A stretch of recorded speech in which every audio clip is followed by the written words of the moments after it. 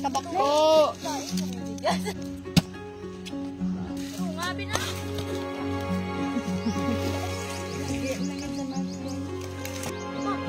Sa video na ito ay manguha na naman ulit kami ng pagkaing prutas like lumboy, langka, kalamansi at buko. Bali 5 nga pala kami ang nandiyan. Basta manguha na ng mga pagkaing prutas ay palaging madami kami para mas masaya. Ang gawain namin ng mga maliit pa lang kami ay gawain pa rin namin hanggang ngayon. Parang bumalik lang kami sa pagkabata, ganon. Ang kasama ko nga pala dyan ay yung 2 kong kapatid, si Izel at saka si Idsel.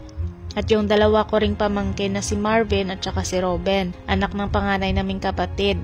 Si Marvin ay nakikita nyo na sa mga videos namin. Itong umaakyat sa puno ng langka ay si Robin, kapatid ni Marvin. Dito na rin kasi siya mag-aaral ng kanyang grade 11 at 12. Galing po sila ng Sipalay, Negros Occidental dahil dito na rin siya papaaralin ng nanay niya, which is ate namin. Tiningnan niya nga pala dyan ang langka kung meron bang hinog. Ayan, bumaba dahil wala namang hinog kaya pumunta na naman kami sa ibang puno. Basta langka ang aming papuntahan ay palaging nangunguna ang Izel nyo. Ewan, favorite niya siguro yon. Di ko alam, parang hindi naman, kumakain lang naman yon pero wala namang sinabi na favorite niya yon.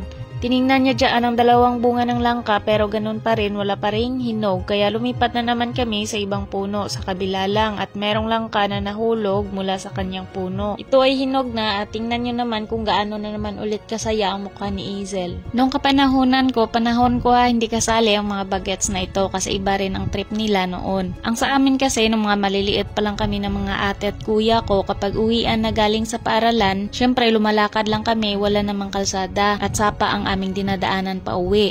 So ayun, sobrang kulit talaga namin noon. Uuwi na nga lang ng bahay ay dadaanan pa namin yung mga pananim na prutas ng tao. Actually, kilala naman po namin kaya nga lang palaging wala siya doon. So ayun, hindi kami makapagpaalam sa kanya. Kaya ayun, inaakyat namin yung mga prutas niya like mga santol, star apple, avocado at madami pa.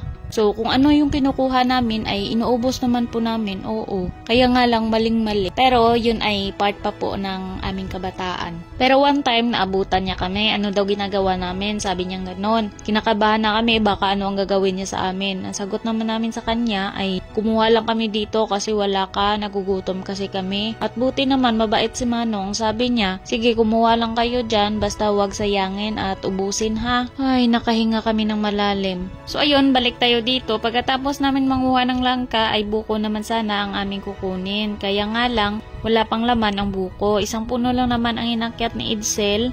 At ang sabi ko, wag na lang yung buko, hanap na lang tayo ng iba.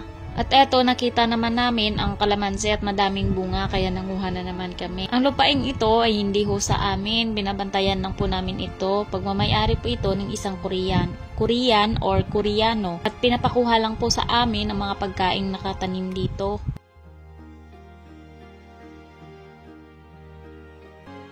Pagkatapos namin manguha ay umuwi na sana kami at nadaanan namin ang saging at mayroong puso. Ay sana all. So yun, kinuha ni Marvin gamit ang kanyang powers. Masarap kasi ito adobuhin, lagyan ng sardines.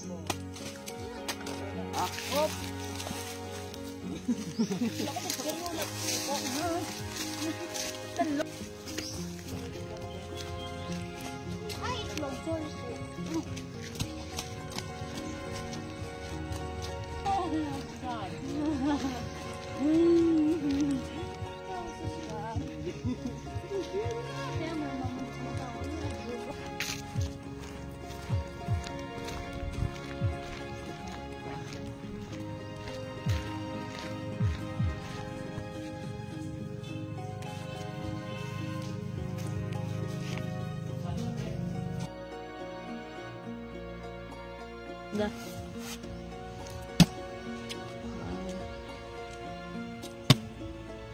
Wow.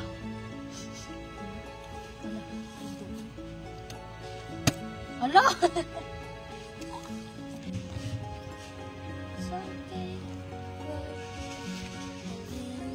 Gusto ko pong magpasalamat sa patuloy niyong pagsusuporta sa amin at sana sundan niyo pa rin kami hanggang sa susunod pa naming mga videos. So yun lang, mag-ingat po kayo palagi at God bless po.